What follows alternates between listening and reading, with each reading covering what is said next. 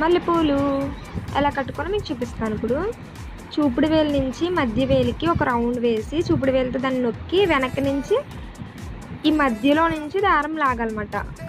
ఆ మధ్యలో నుంచి వెనక నుంచి ఎదరికి లాగాలి. ఆ పక్కకి వేసుకుంటాం ఆ దారాన్ని. నెక్స్ట్ ఈ ఫ్లవర్స్ని పట్టుకోవాలి.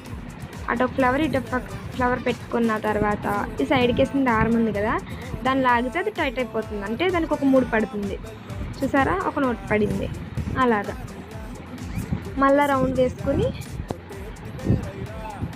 మళ్ళీ ఫ్లవర్స్ పెట్టుకొని మళ్ళీ అది లాగితే మళ్ళీ టైట్ అవుతుంది. చాలా సింపుల్ అండి. మల్లెపూలు అంటే చాలా భయం వేస్తుంది అందరికీ, కట్టుకోవాలంటే ఊడిపోతాయి అని చెప్పి మీకు ఒక టిప్. మల్లెపూలకి కింద ఇలా గ్రీన్ కలర్లో ఉంది కదండి కాడ, అవి ఉన్నవైతే మనకి పువ్వులు ఊడవన్నమాట. సో అలాంటివి మీరు కట్టుకోవడానికి ట్రై చేయండి.